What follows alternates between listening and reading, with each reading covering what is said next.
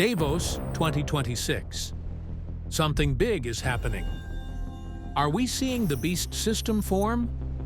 While you were watching the headlines, while the world was distracted by political theater and market fluctuations and the endless noise of social media, something else was happening.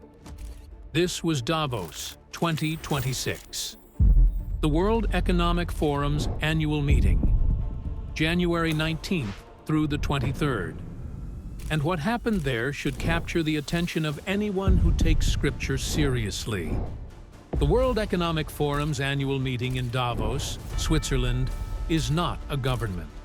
It's not an elected body. It has no official authority over any nation. And yet, the people who gather there have more influence over your daily life than most of the politicians you actually vote for. This year's meeting brought together close to 65 heads of state and government, more than any previous Davos in history. We're talking about leaders of G7 nations, presidents, prime ministers, the people who control nuclear arsenals and economic policy and international treaties. And they came to a private forum, organized by an unelected organization, to discuss the future of the world. But it wasn't just politicians.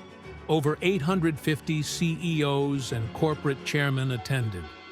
The people who run the companies that control your data, your financial transactions, your access to information, your ability to communicate, tech pioneers, financial institution leaders who determine whether economies rise or fall.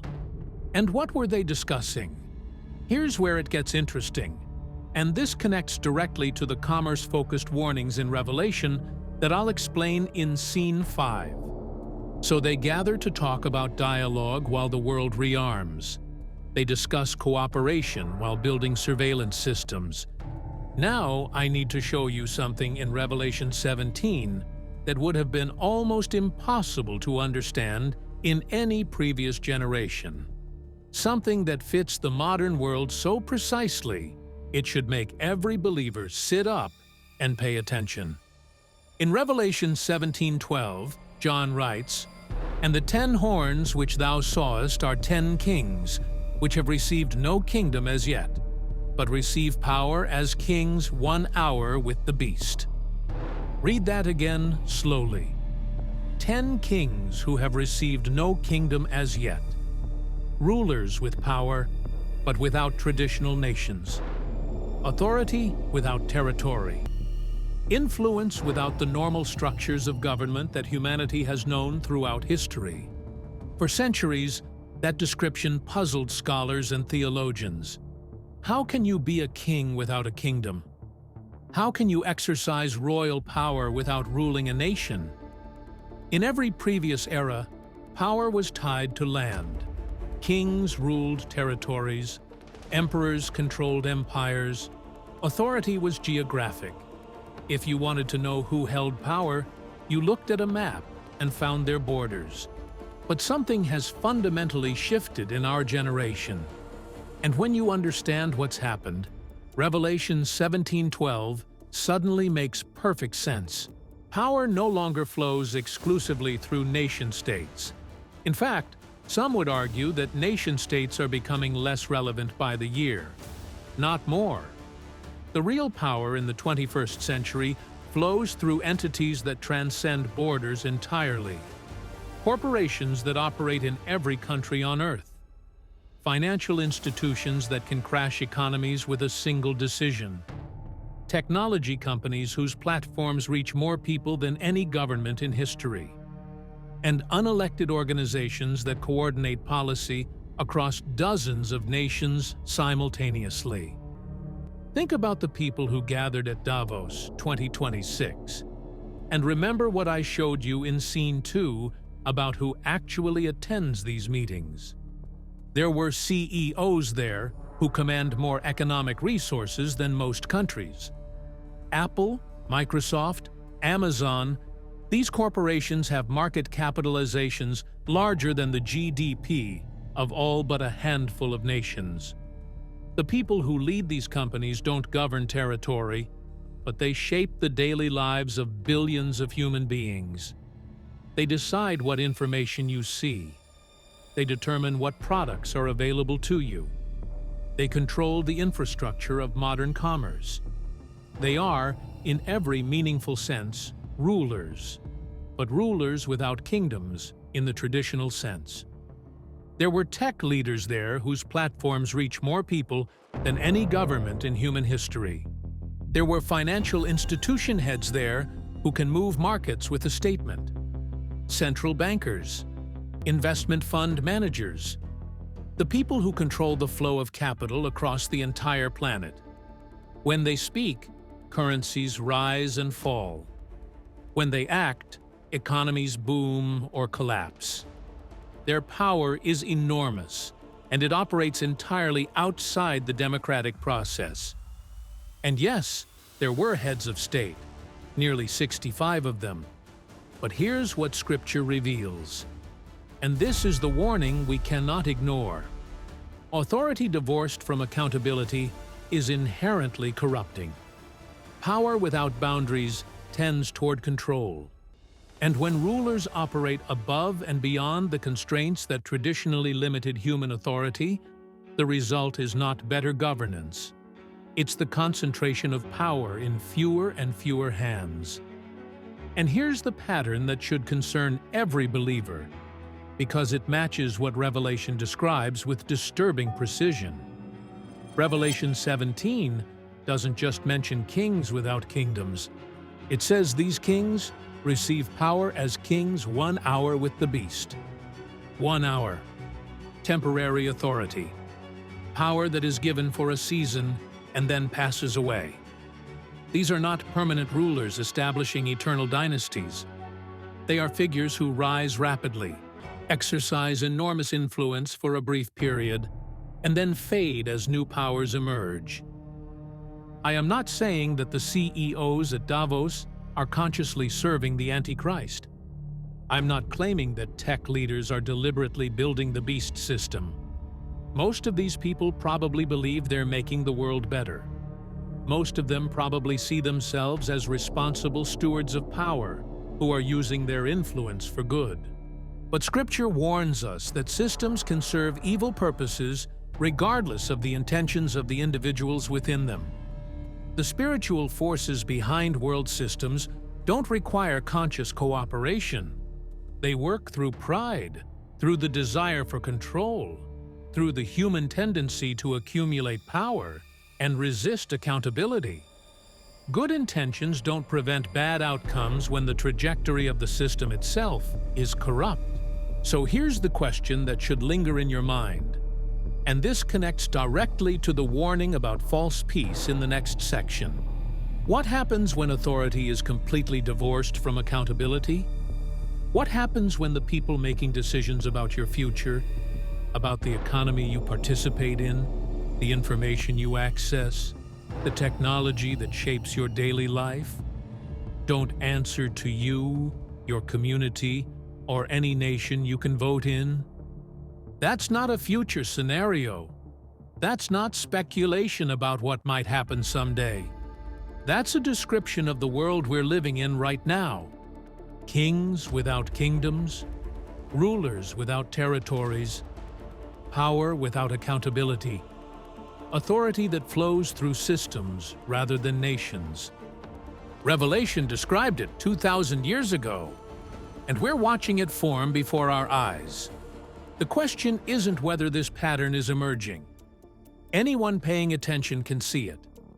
The question is whether we have the discernment to recognize what it means, and the wisdom to respond as Scripture instructs.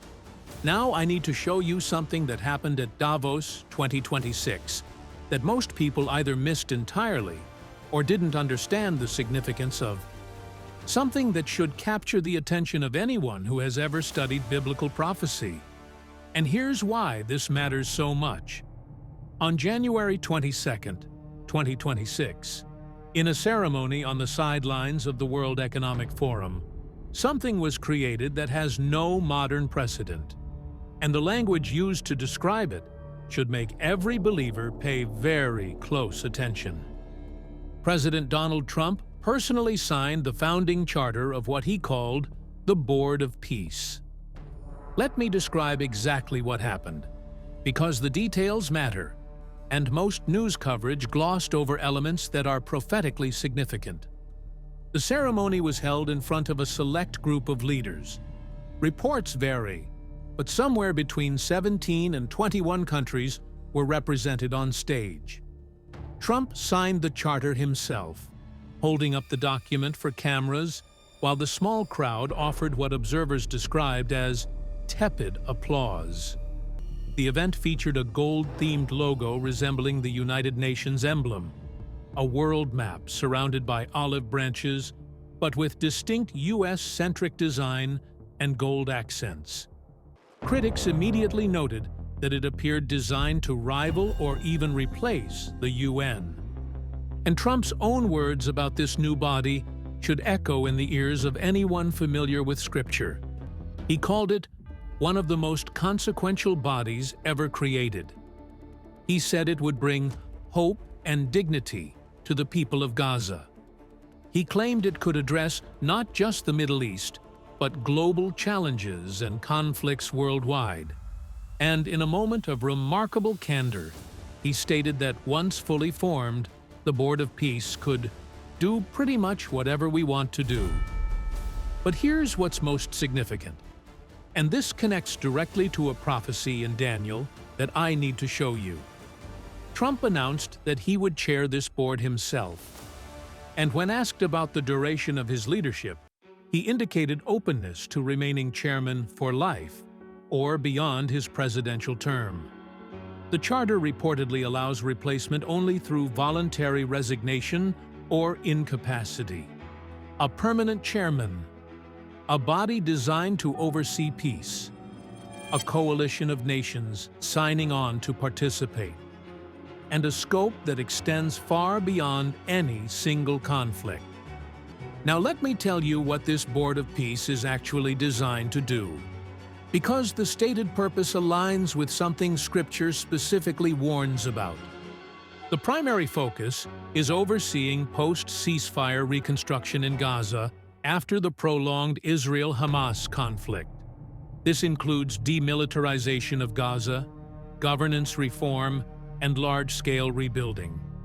Trump and his advisor Jared Kushner have revived visions of what they call a new Gaza, or Middle East Riviera, complete with skyscrapers, economic hubs, and massive development projects. The board would mobilize international resources and enforce accountability for this transformation. But the mandate doesn't stop at Gaza. Trump explicitly expanded the scope to include global challenges and other conflicts, potentially including Ukraine and Russia. He positioned the Board of Peace as a flexible tool that could intervene wherever he deems necessary, claiming it would work with the United Nations while simultaneously suggesting it might supplant aspects of UN diplomacy. Now here's where the participation becomes significant, and this is something most people completely overlooked. Invitations went out to between 50 and 60 nations. At the signing ceremony, countries confirmed as participants included the United Arab Emirates, Hungary, Pakistan, Bahrain, Qatar, Egypt, Morocco, Paraguay, Albania, Armenia, Belarus, Vietnam, Kazakhstan, Uzbekistan, and Indonesia, among others. The pattern is striking. Heavy representation from the Middle East and North Africa, Eastern Europe, Central Asia, and developing nations. But here's what's equally striking. Who wasn't there? No major Western allies. Not the United Kingdom. Not France. Not Germany. Canada's invitation was actually revoked by Trump on January 23rd, after Prime Minister Mark Carney criticized U.S. isolationism in a Davos speech that received a standing ovation. So what we have is a new international body, focused on peace, chaired permanently by a single leader, with selective membership that bypasses traditional Western alliances and existing international institutions. And the cost of membership? $1 billion for a permanent seat, framed as funding for Gaza rebuilding. Russia's Vladimir Putin reportedly offered a conditional $1 billion donation tied to unfreezing Russian assets, though Russia hasn't formally joined. Now I need to take you to Scripture, because there's a prophecy in Daniel that has been studied and debated for centuries.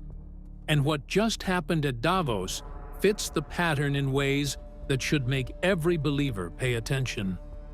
And here's what I want to be clear about. I am not claiming this is the fulfillment of Daniel's prophecy, but I am saying the pattern is unmistakable, and that matters. Daniel 9:27 says, "And he shall confirm the covenant with many for 1 week. And in the midst of the week he shall cause the sacrifice and the oblation to cease. And for the overspreading of abominations he shall make it desolate, even until the consummation. And that determined shall be poured upon the desolate." For centuries, prophecy scholars have debated exactly what this verse describes. But certain elements are clear. A figure, often, the covenant is with many, suggesting multiple nations or parties. And the covenant relates to Israel and the temple system.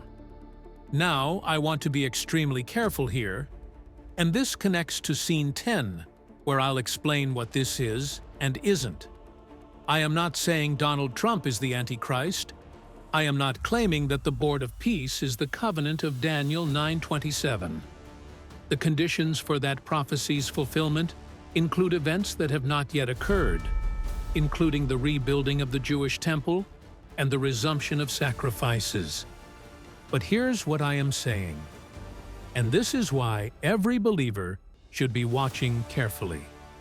The pattern matches: a leader confirming a peace arrangement, multiple nations participating, the many, a focus on Israel and the surrounding region. Whether this is stage setting or something more, the alignment with Daniel's language is impossible to ignore. The reactions were immediate and divided. Major Western powers expressed alarm that the Board of Peace might undermine global order or serve as what critics called a U.S.-centric imperial court. European leaders described the logo as mocking existing institutions. Some commentators called the Gaza vision an abomination for sidelining Palestinians in their own governance. But supporters hailed it as a path to lasting peace and prosperity in the Middle East. The White House framed it as visionary leadership that could accomplish what decades of diplomacy had failed to achieve. And Trump himself, wrapping up his Davos trip, posted on Truth Social, "What a great trip to Davos it was. Also, the Board of Peace. Wow." Now here's why this matters prophetically. Scripture doesn't just warn us about war and chaos. It specifically warns us about peace, about arrangements that promise security, about covenants that seem to solve intractable problems, about leaders who position themselves as indispensable to stability. The Board of Peace may be exactly what it claims to be, a genuine effort to bring reconstruction and hope to a devastated region. The people involved may have entirely good intentions. The outcomes may be positive for millions of people. But the pattern, a structure designed for permanence, that pattern aligns with something Scripture warned about long before any of us were born. And that should make every believer watch very, very carefully. Because here's the question that matters most. When leaders say peace and safety, when they announce historic agreements and sign founding charters and promise to solve the world's most intractable conflicts, what does Scripture tell us comes next? Now, I need to pause and say something very directly. What I am saying is that we're watching patterns form, infrastructure being built, systems being coordinated, trajectory moving in a direction that aligns with what Scripture describes. There's a difference between fulfillment and stage setting. Fulfillment means the prophecy has come to pass. Stage setting means the conditions for fulfillment are being prepared.